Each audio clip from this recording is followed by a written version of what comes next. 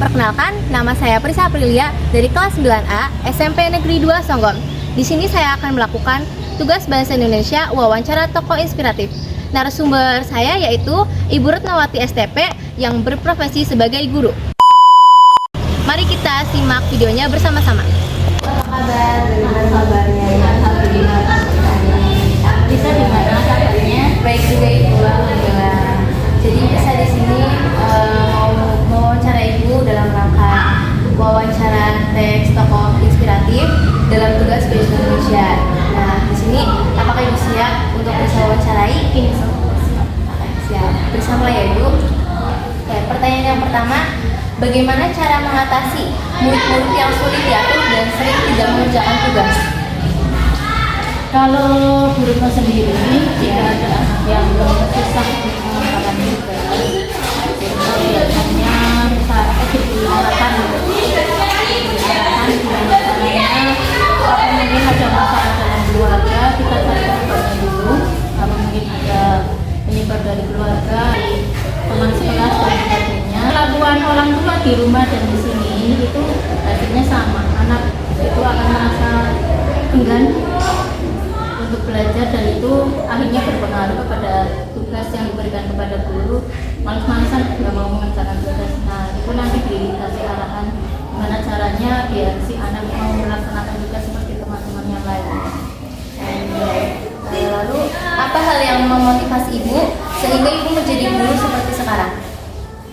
Kalau motivasi ibu hanya satu, ingin melihat maksudnya anak yang dididik ibu itu menjadi anak yang sukses terutama dan bahagia dunia dan akhirat yang pertama itu. Lalu, apa kesulitan yang pernah Ibu alami atau rasakan pada saat mengajar? Kalau kesulitan selama ini untuk anak-anak SMP 2, kesulitannya hanya itu, misalnya ada anak yang tidak mau mengerjakan tugas, kadang sudah dikasih arahan masih tetap. Tapi kalau untuk kelas 9A 9D sendiri karena termasuk dalam kelas unggulan itu tidak ada kesulitan ketika mengajar. Jadi gurunya senang dengan misalnya mengajar di kelas unggulan. Kalau kelas lain ya itu kesulitannya itu banyak anak yang sering menyepelekan untuk mengerjakan tugas. Lalu, apakah profesi sebagai guru itu termasuk cita-cita yang Ibu inginkan dari dulu? Kalau bilang cita-cita, sebenarnya gurunya itu dulunya tidak bercita-cita ingin menjadi guru. Makanya Bruno pendidikan untuk latar belakangnya itu kan teknologi pertanian. Itu sebenarnya Bruno itu suka bertanam. Nah, ternyata ketika lulus ternyata untuk menjadi petani itu ternyata susah juga, harus mencari obat yang pas gimana. Akhirnya Bruno sekolah lagi yang sesuai dengan bidang, ternyata yang sesuai dengan maksudnya sesuai dengan lapangan pekerjaan. Kebetulan karena basic Bruno itu guru, jadi Bruno mengikuti jejak orang tua. Nah, terus jadi guru. Akhirnya ternyata setelah jadi guru menikmati, apalagi ketika dapat SK. Nah, itu. Lalu, menurut Ibu sebagai guru, menjadi guru itu masih perlu belajar atau tidak? Harus selalu belajar karena perkembangan peserta didik kan berubah-ubah. Kayak misalnya ada generasi Z, terus generasi apa kan ya berubah-ubah. Jadi guru pun harus tetap belajar dan belajar terus. Apalagi sekarang juga kan zamannya zaman era digital. Kalau gurunya ketinggalan ya nanti kalah dengan muridnya. Ya sama-sama belajar, murid juga belajar, guru juga harus belajar dengan perkembangan yang ada sekarang ini. Lalu, apa saja proses yang sudah Ibu lalui untuk menjadi guru seperti sekarang? Prosesnya yaitu mengambil pendidikan karena Bruno latar belakangnya kan tadinya bukan pendidikan, dia harus kuliah lagi di UPS yang mengambil sesuai dengan profesi, mengambil akta 4 itu yang dilakukan itu sampai sekolah sesuai dengan Suasana kelas seperti apa yang Ibu suka sukai dan inginkan? Suasana yang Bu Retno inginkan biasa aja, nggak harus yang diam-diam semua. Nanti Bu Retno malahan bingung, nggak ada pertanyaan, nggak ada apa. Yang saatnya Bu Retno misalnya adakah pertanyaan, anak-anak langsung aktif. Ya, saya bertanya.